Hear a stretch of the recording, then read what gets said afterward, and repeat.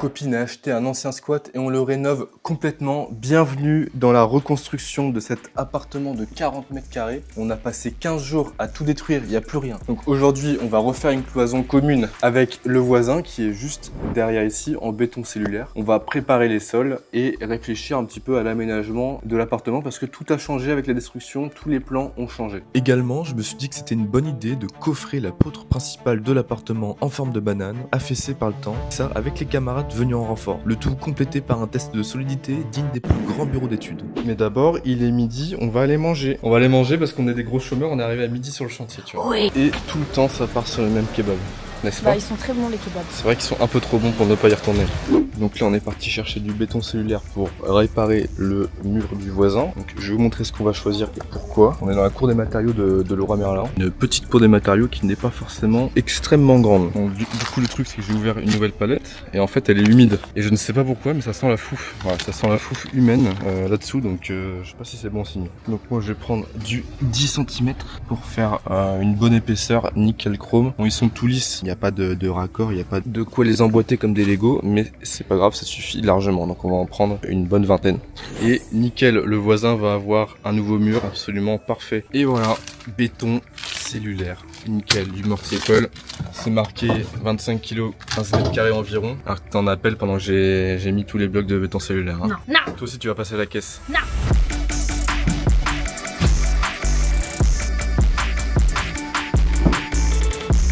25 blocs au deuxième étage, c'est pas comme ça qu'on imagine la vie d'une rénovation sous 35 degrés en plein été.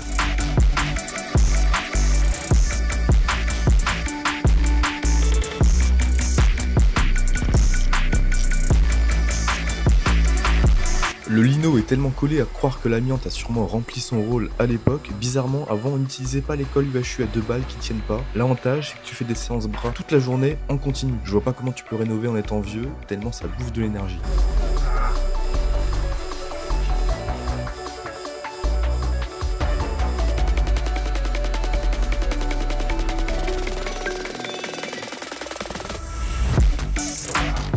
Bon, du coup, je vais vous expliquer quel type de sol on a dans l'appartement. Il y en a plusieurs, et donc on a découvert aussi des choses. Il y a du plancher, du lino, du ragréage, il y a absolument de tout. Allez, tire.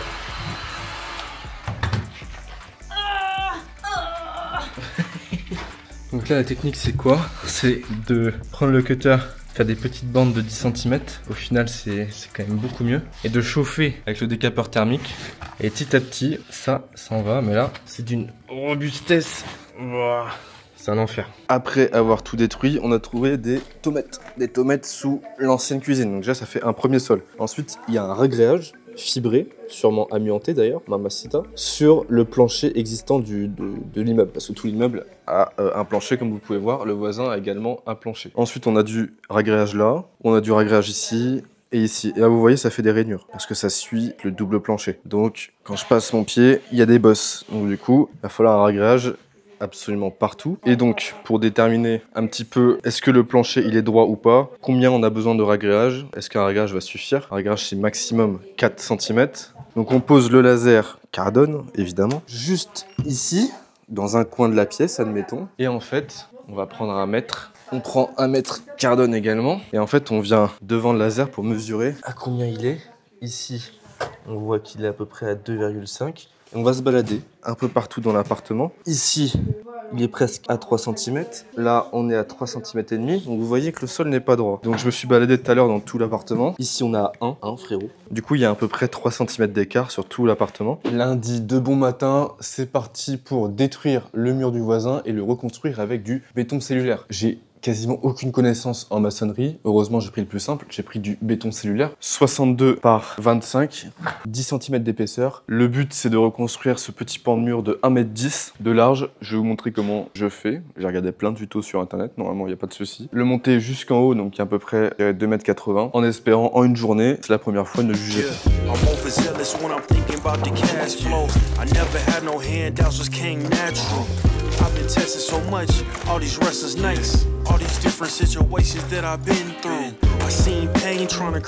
Je vais prendre mon soleil portable parce que là, aujourd'hui, il fait tellement dégueulasse. On a besoin de lumière, surtout chez le voisin. Donc là, pour la petite histoire, Du coup, c'est un appartement qui n'est pas encore vendu, donc il appartient aux marchands de biens. Il nous a dit ok pour détruire le mur et le reconstruire, parce qu'on a tout pété dans l'appartement, mais ce mur-là, on l'a un peu trop pété, donc du coup, pas terrible, ça a envoyé directement chez le voisin. Ici au sol, c'est de la moquette, donc pour balayer, c'est infernal. J'aurais dû mettre une bâche, c'est pas grave. Dans tous les cas, on va faire ça proprement. Là, on voit qu'il y a des plaintes. Le bloc de béton cellulaire doit arriver à fleur ici. Là.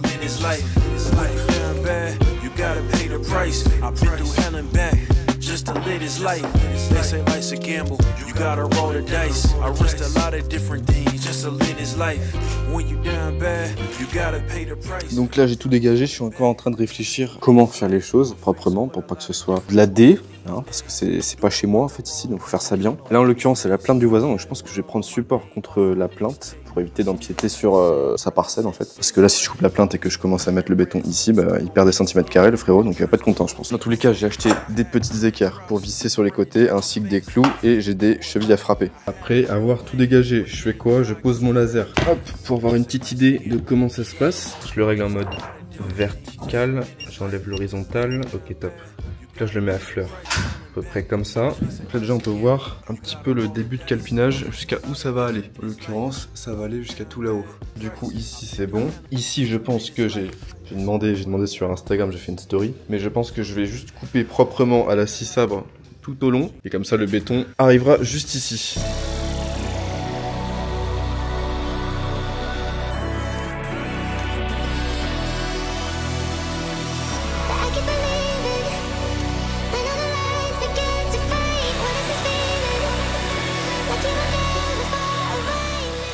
Donc là, qu'est-ce que j'ai fait? J'ai délimité sur tous les côtés jusqu'au plafond.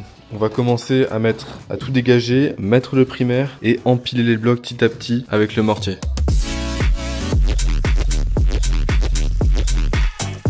Pour que ça tienne et faire ça dans les règles de l'art, je fais en sorte d'avoir un support propre, puis j'applique un primaire. Celui-là, ça fait 30 ans, il est stocké dans ma cave, c'est un peu comme les vieux yaourts périmés où t'hésites à les bouffer. Je pense que si VPI voient ça, ils vont péter leur crâne.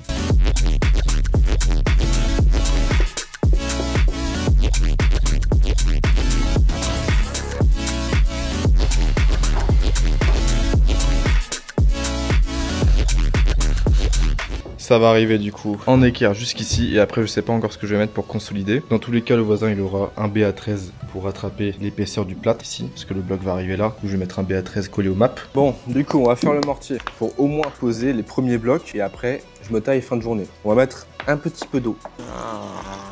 Il y a à peu près 1 litre. Ok. Sur le sac c'est marqué pour 25 kg 5,5 litres. Donc là on va faire à peu près, d'après mes calculs, 5 kg du sac. Technique pour ne pas utiliser tout le sac et l'ouvrir proprement.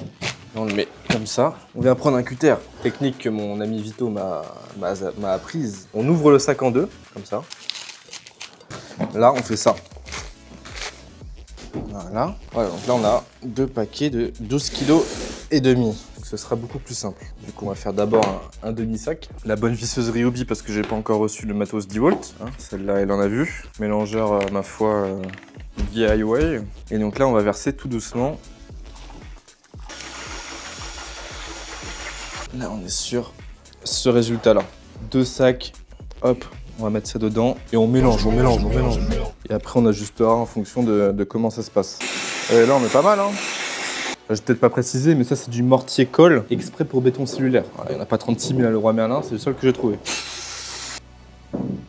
Ah, au top, du premier coup. Alors là c'est magnifique. Et c'est marqué quoi sur le sac? Il faut laisser reposer 10 minutes. 10 minutes, on laisse reposer la pâte. En attendant, je vais faire tremper mon malaxeur.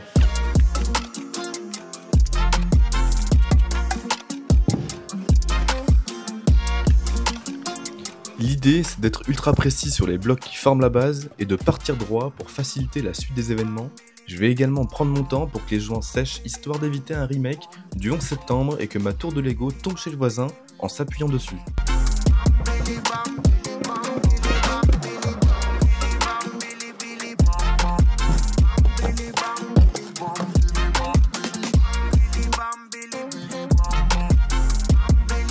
Et en même temps, j'hésite pas à lui apprendre ce que j'ai appris précédemment, même si j'ai pas trop d'expérience. Comme ça, elle touche aussi un petit peu à la maçonnerie et elle met la main à la pâte.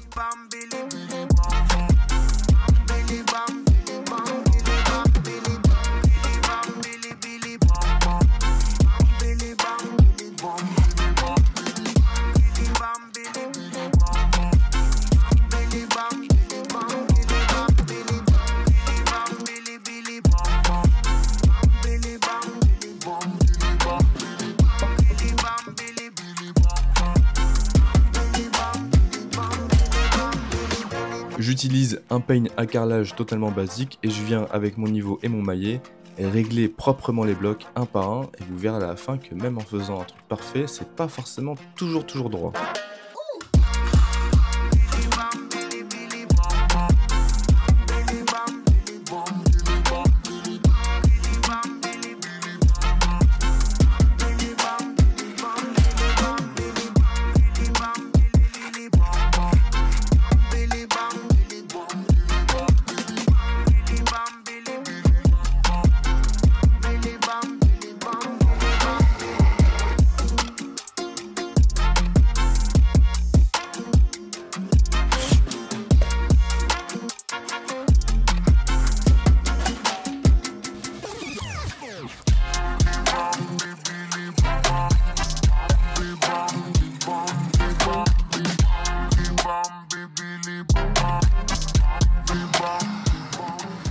Donc là, quelle est la situation actuelle? Le mur est presque monté jusqu'en haut. J'ai pas beaucoup parlé parce que j'étais très concentré, mais je vais vous expliquer après. En tout cas, je suis très content. Le mur est presque fini, même si ça m'aura pris globalement une journée complète. Mais vu que c'est la première fois, j'avais peur de faire un peu de la merde et de vous montrer n'importe quoi. Donc j'ai pris mon temps et là c'est presque droit, c'est presque propre.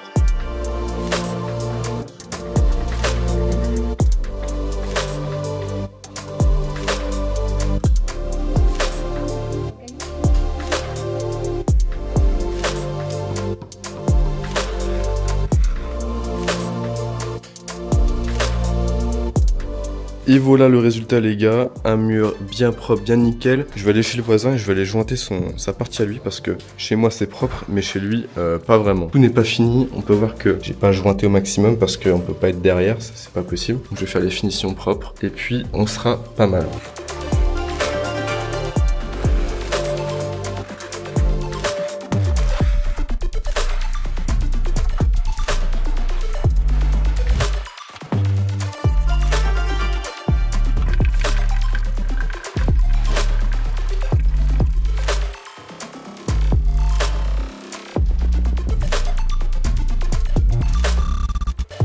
Bon, à la règle de maçon, on est quand même plutôt pas mal. Au niveau à bulle, on est pas trop mal non plus.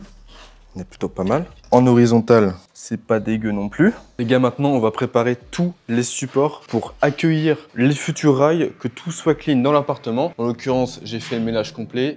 Chantier propre, team chantier propre. Je rigole, c'est toujours le bordel, mais là, c'était nickel. On est parti pour préparer. Ce serait cool, d'ici la rentrée, d'avoir fini tous les raillages. On est actuellement le 10 juillet, donc on va essayer de faire ça et de faire un maximum d'épisodes sur la construction, sachant qu'on s'est fixé à peu près 8 mois pour tout ce projet. Ça me permet de faire toutes les vidéos que je veux, tous les montages que je veux. On pourrait le faire plus vite, mais au moins, on prend notre temps. C'est pas la bonne lame, j'en ai pas d'autre. Let's go, j'ai trouvé la lame dans la poubelle, frérot.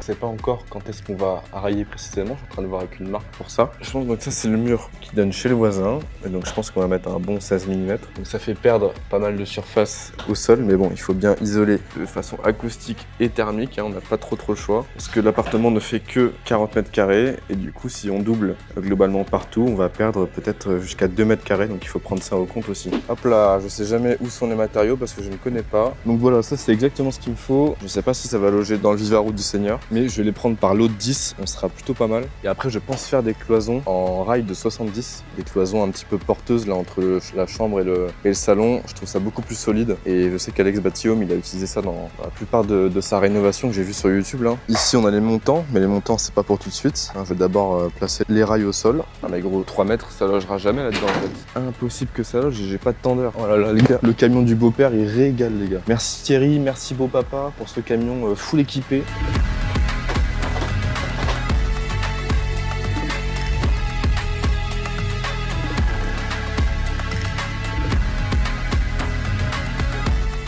Ces vis-là au matériau de Leroy Merlin sont mal notées. Et je ne sais pas pourquoi, c'est noté 3 sur 5. Alors que pour moi, c'est des vis basiques, 35 mm. Est-ce que je devrais plutôt les acheter à point P ou à G10 mat? Je ne sais pas.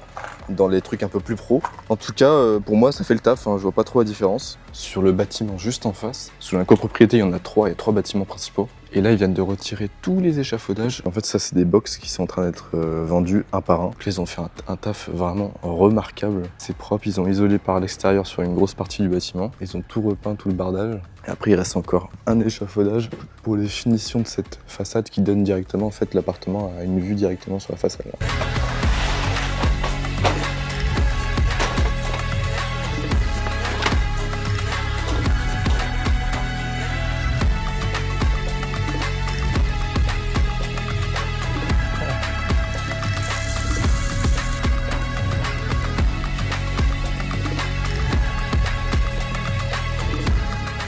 Bienvenue dans la salle de bain. Pour l'instant, il n'y a que des chiottes. J'ai réfléchi dans ma petite tête comment on va construire cette salle de bain, comment on va l'aménager pour qu'il y ait un maximum d'espace déjà pour circuler et aussi de fonctionnalité. Parce que dans une salle de bain, je vais y mettre mes nourrices, mes collecteurs d'eau en plomberie, donc ça va être la plus grosse partie de plomberie. Il y aura le chauffe-eau, il faut qu'il y ait la machine à laver, le sèche-linge, une douche. Évidemment, sinon on va pas sentir bon. Et des nouveaux chiottes, des chiottes de préférence suspendues, parce que c'est quand même plus stylé. Donc là, on a à peu près 5,5 mètres carrés, 6 mètres carrés si on enlève les cloisons. Donc globalement, on va rentrer par là, avec une porte poussant à gauche, ou alors pour gagner de la place, parce qu'une porte, quand elle s'ouvre, perd quasiment 1 mètre carré. Soit une porte à galandage dans une cloison de 70 mm. Donc ça, c'est les deux options pour la porte. Ensuite, la cloison, elle va aller de part et d'autre des deux murs. Je pense donc du coup une cloison de 70 mm. Pourquoi des rails de 70 mm? Parce que je trouve ça beaucoup plus déjà résistant. On peut mettre plus isolant. Donc déjà acoustiquement, quand je vais aller chier dans le chiotte alors que elle va être tout droit sur la chambre, autant te dire que niveau nuisance, c'est pas terrible. Pareil quand tu veux lancer une machine à laver en pleine nuit parce que tu veux économiser, je ne sais pas quoi, t'as un gros rat en termes d'énergie, bah t'es bien content de ne pas entendre depuis la chambre et d'avoir acoustiquement quelque chose de très sympa. Ensuite, il nous faut quoi? Donc un plan vasque pour pouvoir se frotter les mains et se raser tranquille face à un miroir. Voilà, la base dans une salle de bain. Il y a beaucoup d'évacuations dans une salle de bain et des évacuations en 40 mm et en 100 mm pour le chiotte principalement, 40 ou même 32 mm, peu importe. Il y a différents diamètres à respecter et il y a surtout des pentes. Donc il faut aménager la salle de bain d'une telle façon à ce que tout soit concordé. C'est-à-dire que si vous voulez mettre une douche à un endroit mais que la pente pour arriver jusqu'à l'évacuation elle est pas bonne, soit il faut rehausser la douche, soit en fait il faut juste pas la placer là. Ensuite vous allez avoir donc, un coffret pour cacher la gaine technique de mort. Là. Vous allez avoir une cloison de la largeur de la douche qui va faire une espèce d'intimité pour les chiottes, ça va être ouvert quand même ici.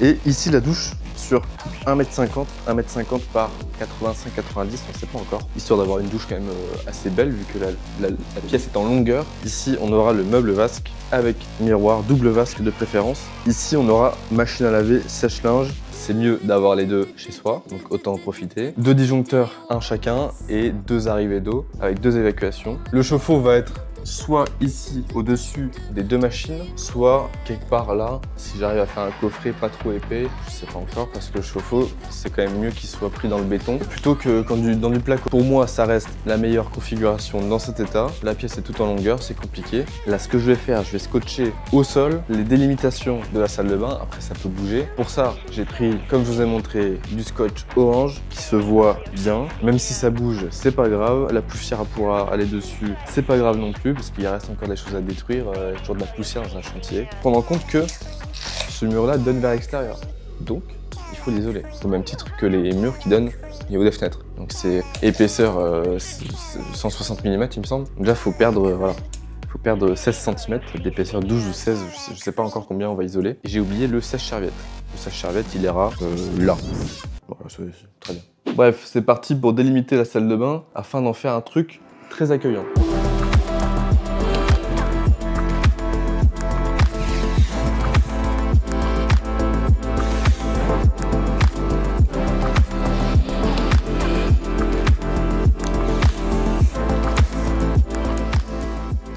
Là, une ouverture de porte pour une porte de 73. Avec le bloc porte, ça fait 80 à peu près. Donc là, on mesure 80. C'est juste pour visualiser un petit peu et que ça m'aide à me projeter aussi. Et donc, la cloison entre la douche et le WC, une cloison peut-être avec un mitigeur encastré, donc elle va être assez épaisse. Dans tous les cas, moi je vais juste la rubaliser, mais je pense que je vais suivre le tuto de Polo, DIY avec Polo. Il a mis une douche encastrée. En fait, sa cloison elle est super large. C'est normal parce que il faut pouvoir l'encastrer le bordel. Donc là, admettons, on avait dit qu'une douche était à peu près à 85 de large, on va prendre 85. Bon, au final, je me retrouve à acheter les rails de 70 mm directement. Et vu que je fais 1,50 m, c'est un peu compliqué. 11 € le rail. Ouais, c'est génial. Heureusement que c'est pas moi qui paye. Pour l'instant, je vais en prendre 6. Et voilà. Donc, pour poser ce rail de 70 afin de créer la cloison séparatrice, le problème, c'est que mes solives ou mes traverses, je sais pas exactement comment ça s'appelle, ne sont pas toutes à la même hauteur. Je vais d'abord fixer le rail, propre droit, et ensuite je mettrai des chevrons sur lesquels je vais fixer des chevrons sur la poutre. Déjà la poutre est totalement voûtée dans tout l'appartement. Il y a au moins 10 cm entre là et là, donc déjà le rail de base il sera comme ça. Mais j'ai envie que ce soit solide, propre, donc on va faire quelque chose de ce style-là. Mais avant toute chose, on va placer le laser en 2 lignes perpendiculaires. Une ligne ici, voilà. 2 lignes verticales, alors ça c'est ultra bien. Donc là le but va être juste à côté de la poutre principale, pas sur la poutre parce qu'elle est dégueulasse, mais juste à côté. Ici, porte vers la chambre. On pousse la porte, on entre. Ici on aura les dressings et ici on aura le lit, 160 par 2 mètres. Ici on pourra même mettre un bureau, il n'y aura pas de problème. Et après tout le dégagement là, ça sera pour le rangement. Il y aura un L en rangement. Il faut des dressings et des rangements partout. Parce que l'appartement n'a pas de cave, n'a pas de box. Donc il faut que ce soit hyper rangé et ultra optimisé. Parce qu'une fois isolé, l'appartement ne fera que 40 mètres carrés. Donc je sais pas ce que tu fous avec 40 mètres carrés, mais très peu de choses, surtout quand tu vis à 2.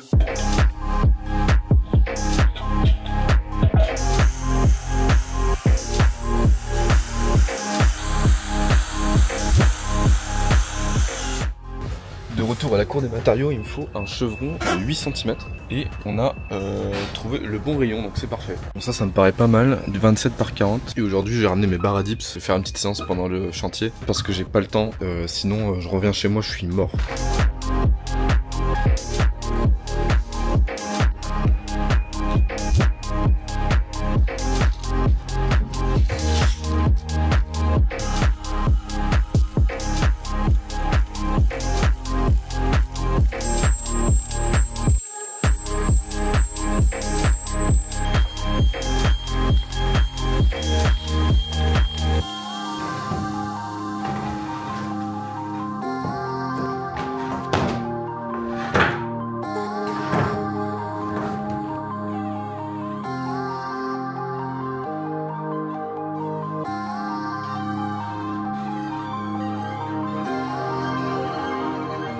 Bon, au final, j'ai réfléchi tout le week-end et on va faire différemment pour cette poutre et pour le rayage en général.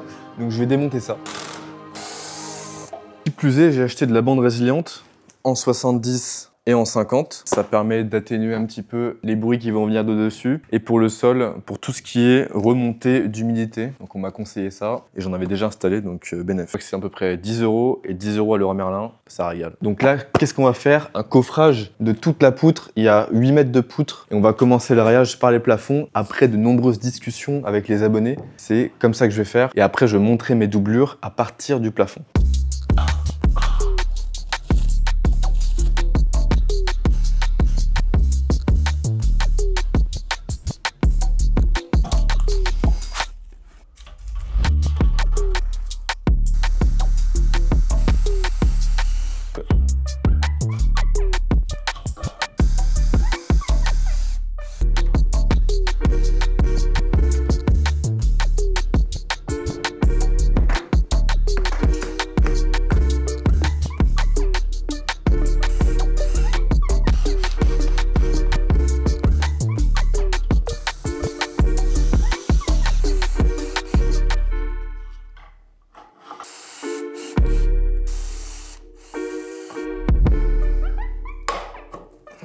Bah les gars, devinez où je suis encore? À la cour des matériaux. Oh non, j'ai encore niqué la porte du camion. Oh non, oh non, c'est décroché. Ça fait au moins 5 fois, je pense. En même temps, le truc, il a 400 000 bornes. Ah voilà. Aujourd'hui, on va prendre des montants de 48, 3 mètres pour pouvoir continuer notre coffrage et les plafonds.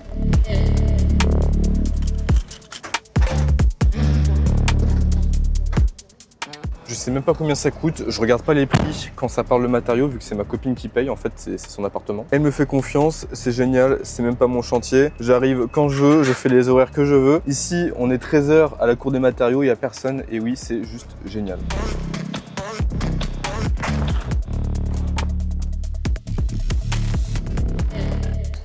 Là, c'est ma petite sacoche avec tout à l'intérieur. Serre-tire, coupé et mon Fat Max de 1 km de long. Et j'ai même une petite poche à vis. Et j'ai acheté ça aussi. Une grosse mallette bien solide. Donc ça va être ma table de plaquiste. Comme ça, j'ai tout ce qui concerne le raillage, tout ce qui concerne la partie placo qui va durer un bon moment sur cette table. Donc là, dans mon organisateur, je vais mettre des vis. 45 mm. Ça, ce sont des chevilles à frapper en 8. Et ça, des vis auto-foreuses 7 mm.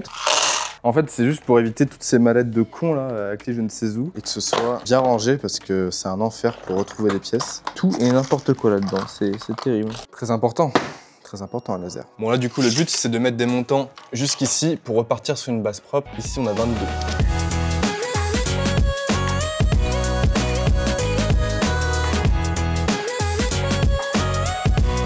C'est normal si vous voyez plusieurs trous, même des milliers de trous parce que je suis un énorme handicapé et que j'ai du mal à percer à cause de mon petit cerveau. Mais tout va bien, j'ai réussi à trouver des techniques un peu plus sympas juste après.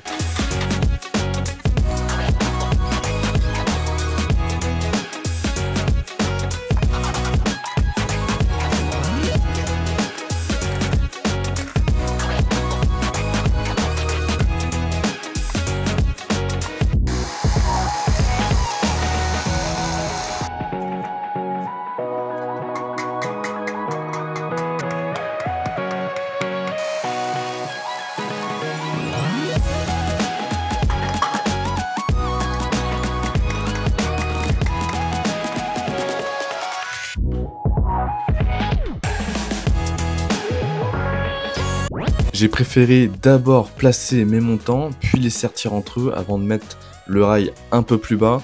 Ça permet d'avoir tout niveau, mais c'est pas forcément la meilleure technique à avoir et je m'en suis rendu compte après.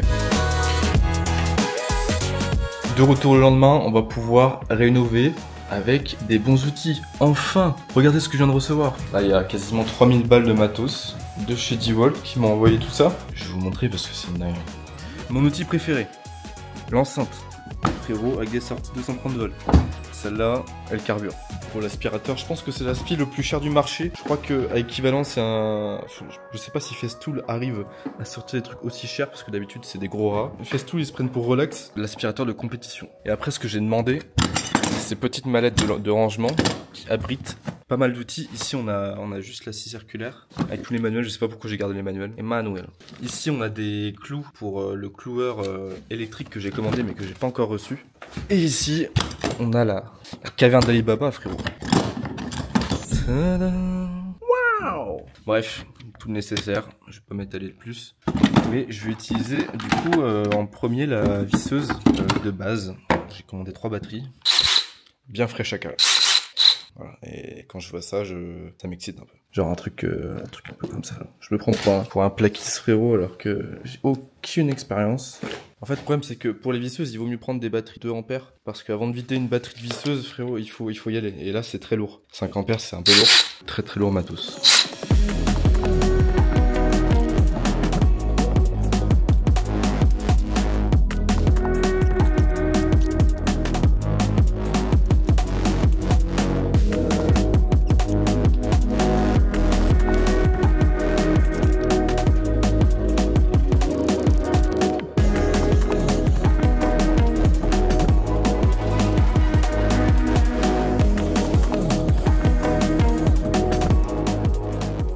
D'ailleurs, toutes ces techniques-là, j'ai demandé à Gary. Gary sur Instagram. Allez les suivre, même s'il a assez d'abonnés, cet enfoiré. On verra s'il regarde mes vidéos et s'il comprendra. Mais la pince, c'est une ref qu'il m'a donnée. La technique, tout ça. J'en ai pas fait beaucoup du sertissage, ni de la pose de rail, donc j'ai pas beaucoup de connaissances. Il fallait que je demande à des gens. Et Gary m'a donné plein d'astuces.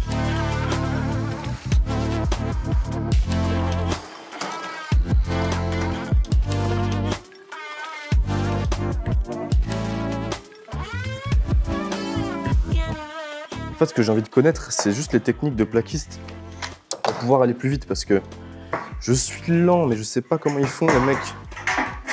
Il faudrait une formation là. J'aimerais tellement optimiser ma technique.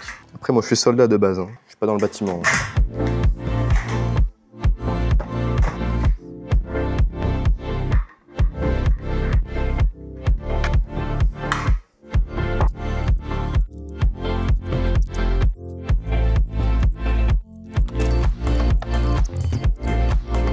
Chez Colas, ou tu bosses pas chez Colas? Allez, vas-y. Regarde. Tiens, mets les lunettes, tu gagnes plus de force. Allez, sorti. Regarde, vas-y. Voilà, c'est les lunettes. C'est la cour de récré ici. Aïe, le tuyau PVC. Elle est où là? Les copains bien mongols, bien handicapés un peu comme moi, sont venus maîtriser absolument le raillage et faire n'importe quoi pour divertir en vidéo et pour votre plus grand plaisir.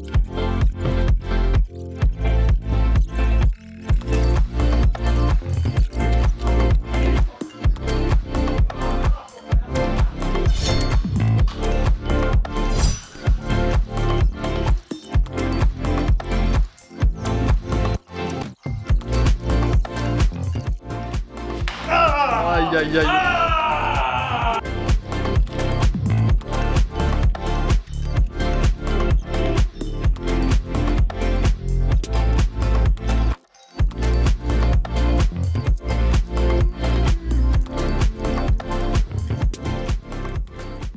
Et voilà le travail mon cochon.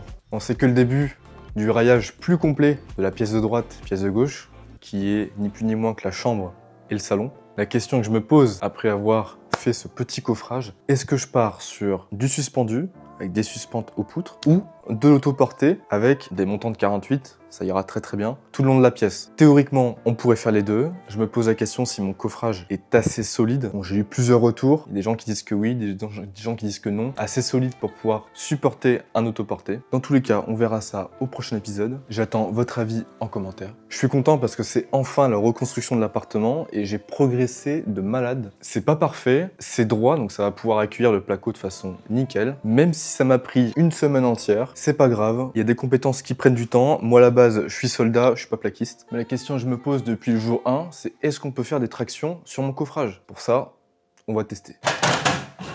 Le problème, c'est que ça cisaille les mains. Le bordel, il va me tomber sur la gueule. Je vais rien comprendre. Ah ouais, let's go!